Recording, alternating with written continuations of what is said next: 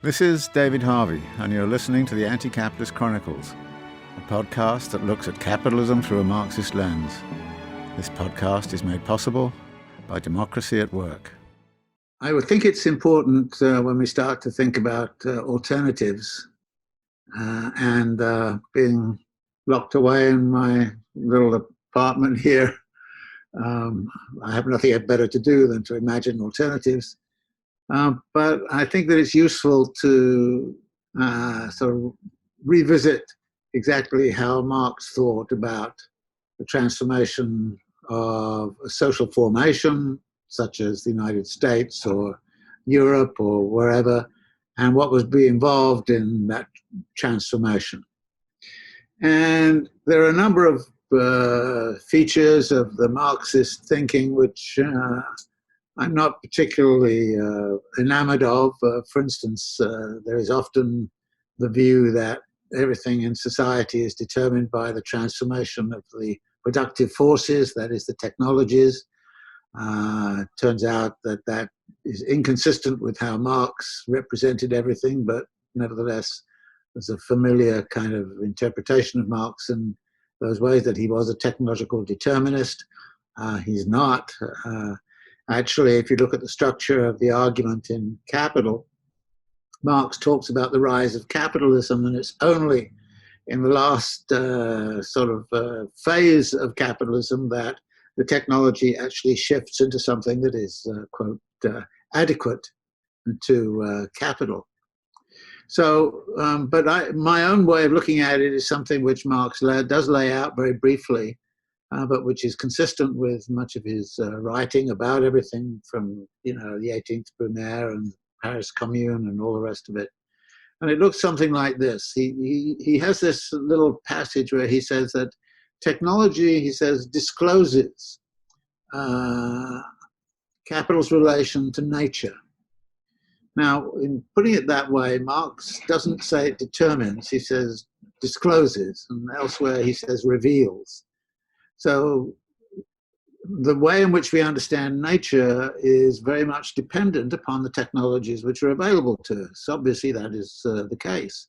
On the other hand, this doesn't mean that nature is determined by the technologies. It just simply says that the natural world, which is in itself undergoing a process of transformation through all kinds of particular forces, that natural world is something which is related and seeable through the kinds of technologies which we have available. If we have microscopes and telescopes and so on, we start to see that natural world in a different kind of way. But the rise of science and technology is very significant to the formation of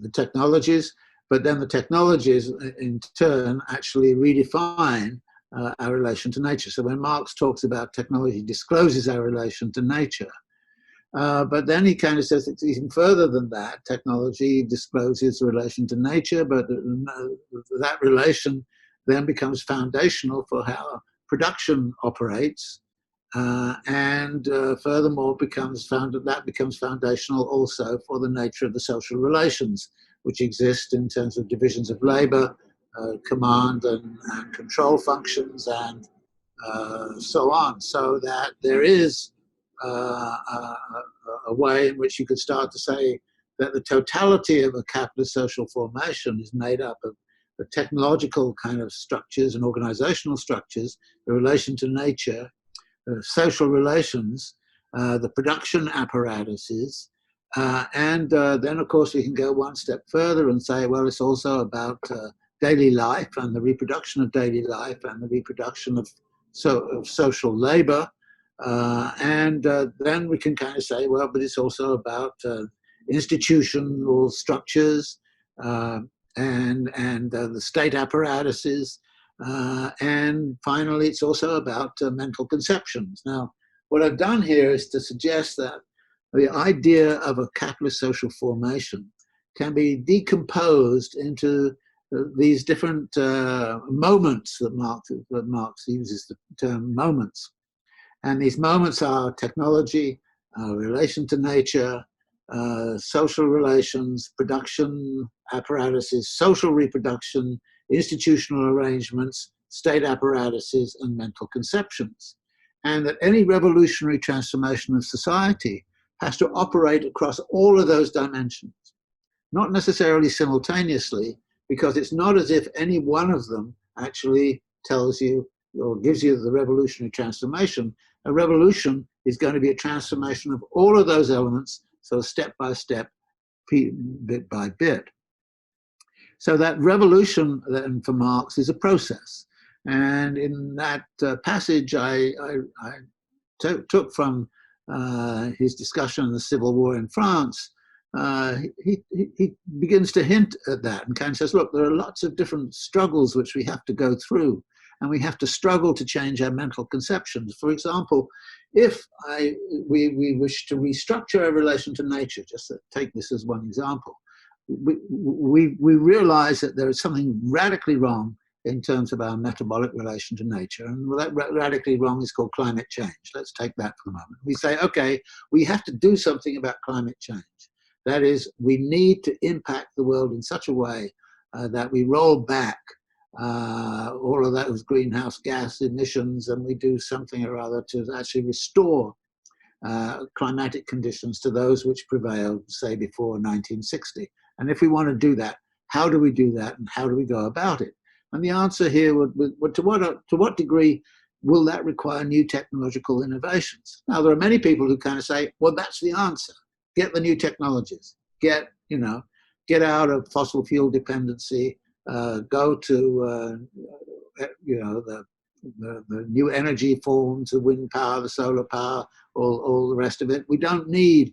In other words, there's going to be a technological revolution, and a technological revolution is necessary to transform that relation to nature.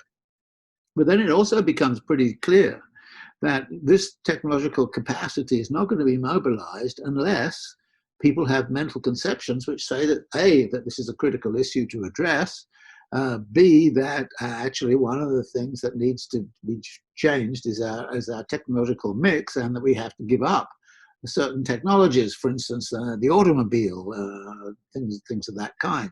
In other words, mental conceptions require that we actually have a population that is convinced that this is a necessary thing to do. And of course, one of the things we've seen is that climate deniers and Donald Trump and all the rest of it actually kind of say that mental conception is fake. That's fake science. It's fake everything.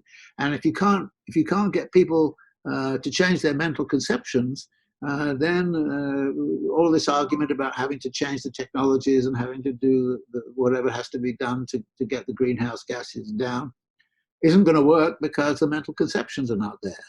So you've got to change the mental conceptions and the technologies. In order to do that, obviously it's going to mean something about changing production structures. That is, you cannot go around producing large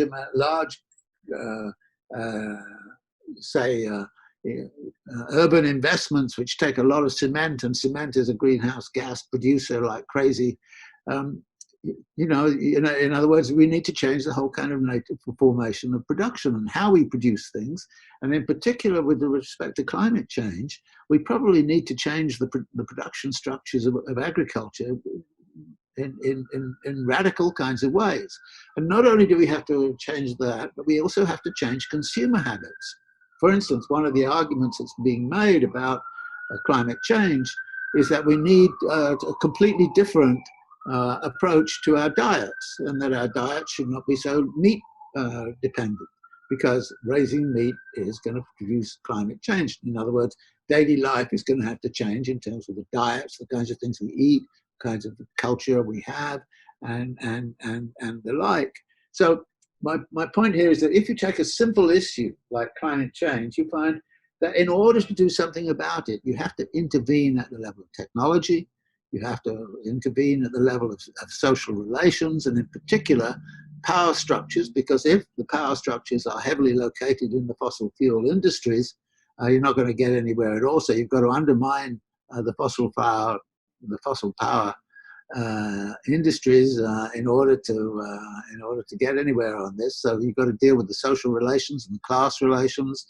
and the power structures. You've got to deal with the state apparatus, and you've got to deal with mental conceptions. In other words, just taking a particular issue like climate change, you have to operate across all of those dimensions that I've talked about. And any one of them, if any one of them doesn't work, then the whole thing is likely to be blocked. I've mentioned, for example, one of the big blockages of doing about any climate change is disagreement on mental conceptions. And if you have a large segment of the population, there's the mentality and the culture and all the rest of it, that kind of says basically all of this stuff about climate change is hoax, and it's it's a scientific hoax, and I don't believe the science and all the rest of it. So we've got to do something. Now, we've seen small examples of that, of course. Well, not small examples, big examples of that, really, in the last few months, with the kind of question of, are we going to take this new virus seriously? And the fact that nobody followed the science and nobody took any notice of the science for a while, and certain people had sort of in power had mental conceptions that basically said, it's nothing. And Boris Johnson basically kind of said, it's nothing, and now he's there on a kind of struck down by the virus. So this is So these are the sorts of things that go on in society. But I think it is very useful to say, let's look at a capitalist social formation across all of those different dimensions. And I've mentioned the sort of 8 dimensions. And I know it gets very complicated, but nevertheless, I think that we have to deal with the fact that we live in a complicated kind of world, but we can disaggregate it, and we can, I think, take these particular features and say, all right, if we're going to have a revolutionary transformation in society, that if we're going to come out of this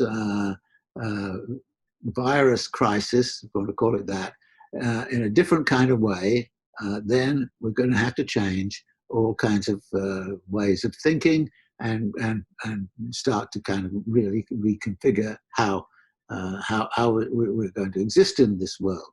We're going to have to think about the nature of our social relations. And actually, what is so interesting about this is that here you have a situation where it is a transformation in the natural world and the metabolic relation to nature that is forcing us to rethink all sorts of things about our institutional structures and all the rest of it. Because we can then answer, well, when this viral crisis came along, what kinds of institutional structures really worked? And there was a wonderful moment, by the way, with the governor of the state of New York, Andrew Cuomo. It was looking at a situation saying, we've got this virus crisis, we have to respond to it. We've got a healthcare system that is disaggregated into many private institutions, which are in competition with each other, plus some public institutions. None of this coheres. All of them have their own different interests, and somehow or other, they've all got to be brought together. And he kind of says, he had a wonderful phrase when we're talking about this disaggregation of this system, which is consistent, of course, with neoliberal philosophy and neoliberal thinking. And he kind of says, this is total garbage, that what we've got. We cannot survive this viral crisis without actually a radical reconfiguration of the social, of the institutional arrangements which actually regulate public health. And that's what we've got to do. And he has to sort of, like a bricklayer, sort of put all the bits and pieces together in a different kind of way, get all of the bosses together and say, look, forget all of your competition and forget all of this, we've got to collaborate. So suddenly we have a health system that has to work, because this is the only way it can work in relationship to a particular crisis. Now, interestingly, you kind of go, well, how hard it was in the United States to get some sort of kind of reaction. First off, because the mental conceptions were not really there for a big significant part of the population. And secondly, because you have an institutional structure which is kind of almost incapable of responding at the level you need it to respond. So how do we think about this? And I think here there's a very interesting kind of contrast with China. China didn't have this problem of coordination. It already had a structure which could immediately respond. And the fact that, China went through the Wuhan crisis and came out the other side first, so there was very, very little contagion within China itself. I mean, China had the virus, and the virus was contained to Hubei province and Wuhan. And if you look at the data, you find there's very little spread of the virus to Beijing and further south or west or something like that. So it was confined within a geographical province. In the United States, how do you do that? I mean, in other words, you have a social system and an institutional structure which is incapable because it's founded on certain principles of individualism and all the rest of it. Now, this comes back to one of my favorite themes, which is to kind of say that, individualism is the result of collective action. Individualism gets in the way of collective action. And so, in effect, what you had to do in this crisis is to overcome this ideological presupposition of individualism, institutional structures that are predicated on individualism, social reproduction processes which are predicated on individual liberty and freedom, and all of these kinds of things. You had to actually battle with all of those in order to create a solid sociological basis which would actually deal with the virus and create it into a new structure, or create a new kind of administrative structure which would allow us as individuals at some point or other to get out of being locked in my small apartment, so I can freely walk around the place and freely socialize with people. This is the kind of the paradox of the situation. Now, of course, the person who loves this kind of thing is, of course, Marx, and that's why he loves to talk about contradictions.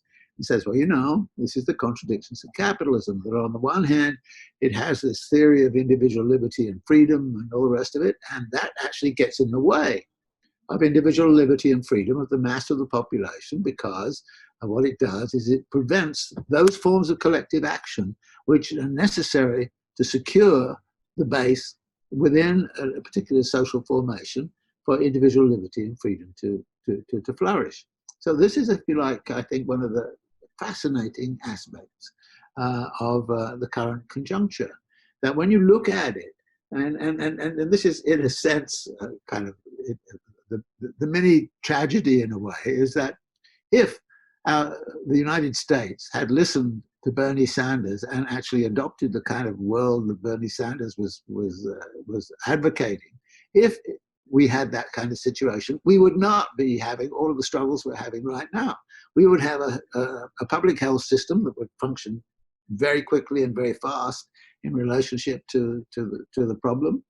We wouldn't have this kind of difficulty of, what on earth is going to happen to somebody with who gets sick with the virus, turns up in hospital and doesn't have insurance. We've now got to find all kinds of ways to cover all of that.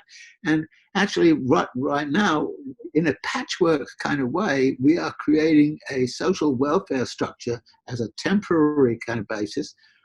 And everybody is fearful that, well, not everybody, but the powers that be, put it this way, it seems to me, are fearful of the fact that what we'll look at is to say, well, why is this temporary? Why don't we make this permanent? And in fact, had we listened to Bernie Sanders, 10 years ago or something like that, we wouldn't be in this mess. And the sad thing is that, of course, Bernie Sanders has had to drop out of the race. I'm not sort of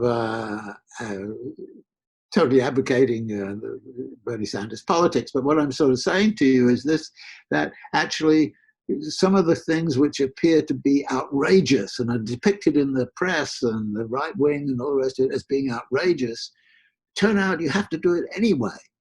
Except you have to do it in this sort of pretending you're not doing them when you are doing them, because you have to do them because of the necessity of the situation.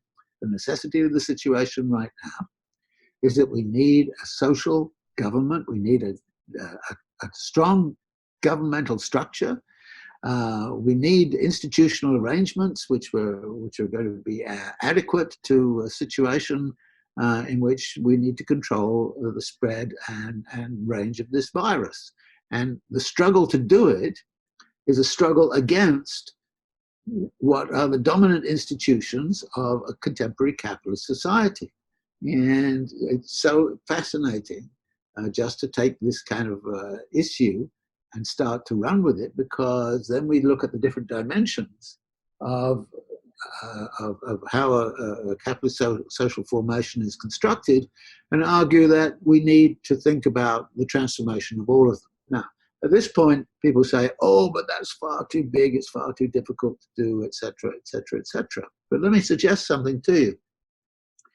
I wrote a little book called A Brief History of Neoliberalism. It was quite a successful book. It's traveled around a lot.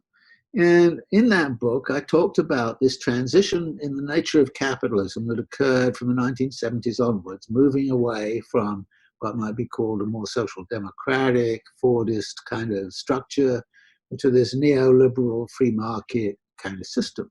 Now, this was a transition which actually worked across all of those dimensions that I've talked about. For example, mental conceptions of the world. I mean, Margaret Thatcher wonderfully said once, look, I'm not only interested in transforming the economy, I am interested in transforming people's soul, that is, people's inner selves. And of course, what neoliberalism was about was, in many respects, trying to get people to accept the idea of personal responsibility, individual entrepreneurialism of the self, all of those kinds of things, and that therefore, over a 30 or 40-year period, you see a radical transformation in individualism and ethics of individualism and ethical behaviors and ethical presuppositions and all the rest of it. All of that was about mental conceptions of the world, and that therefore the neoliberal project was not simply about the accumulation of more wealth on the part of the upper classes, because, yeah, okay, we know that's what it was about. But on the other hand, it was also about securing that transformation of wealth as somehow or other being right and correct from the standpoint of individual liberty and freedom and all the rest of it. You then look at the institutional structures. There's a wonderful little book by Melinda Cooper called Family Values, which I would draw your attention to. And what Melinda Cooper does is to kind of say, how has the family been represented through this period of neoliberalization? Well, it began as a kind of a Fordist family with a male who's and a woman at home and the kitchen and the 2 kids and the car and in the garage and all the rest of it. It began in that kind of world. But then it moved towards a much more neoliberal kind of structure in which, because women are working, there's a different set of gender relations going on in the family. So what the family meant in 1970 is something very, very different from what the family means now. So there was a radical reconfiguration.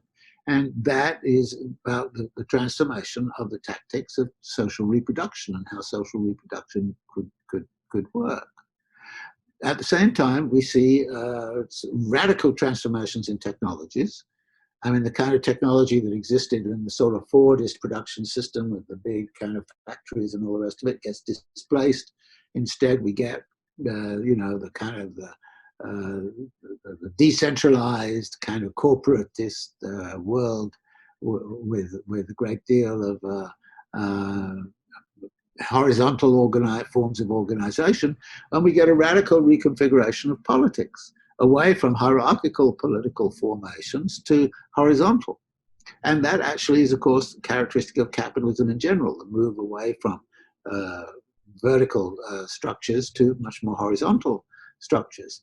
So if you look at the history of neoliberalism, you would say, all right, look, there's been a transformation over the last 30 or 40 years in the way in which these different moments of technology, relation to nature, social relations, production apparatuses, social reproduction, institutions, mentalities, and the state, all of them have undergone a transformation. Not necessarily mutually supportive, a great deal of conflict between them at various times, and a great deal of conflict within society in general. But nevertheless, there has been a movement in the whole of society. But it's a movement that has embraced all of these dimensions. Now, if a movement of that kind can put us away from the world as it was constructed in 1970 to the way it's constructed now, then why are we not sitting here and saying, all right, the socialist future is something that's going to be constructed over the next 30, 40 years. And this is, I think, Marx's point in that quote I gave from the Civil War, saying it's going to take a long time, a long march through all of these aspects of different society to change things. And all of those things have to change. But this is a moment where we can actually think about all of those things and see very clearly that we're not going to be able to get out of this viral kind of problem without some sort of transformation. The hope, I think, of political power and, Trump and all the rest of it is that we're going to go through this very fast, come out the other side and then say, whew, that's all over. We can go back to doing exactly what we were doing before because that's what Trump wants. But I don't think it's going to be so simple. I think actually there are going to be some long-term consequences of that which we're going through. And what are the long-term consequences is less likely to be mental conceptions of the world. And one of the things that I would be very, very concerned that we do right now is to kind of say, look, the mental conceptions of the world which led us into this mess have to be overthrown. And we need, therefore, to reconstruct the way in which we understand the world, the way in which we approach the world, the way in which we represent the world to ourselves and to others, and the way in which we relate to others. Because it's only through the revolution of that starting there that we're going to actually then start to think about the revolution which can occur throughout everything else. So this is a moment where we can think through these possibilities. This is a moment when I think it's potentially a great moment for transformation and transformative politics. The problem is that the very definition of the moment is that I'm stuck in my place and I can't get out. I'm locked down. Everybody's locked down. But we can use media this way and maybe through this create some alternative structures of thinking and imagination. Would say that this is the moment of possibility for the construction of something radically different, which is more emancipatory for labor, more emancipatory for the mass of the population. And we're not going to go back to this world in which the emancipation is confined to a few large corporations and a few oligarchy families, plus all of their hangers-on and handlers, which is the current social structure. Thank you for joining me today. You've been listening to David Harvey's Anti-Capitalist Chronicles, a Democracy at Work production. A special thank you to the wonderful Patreon community for supporting this project.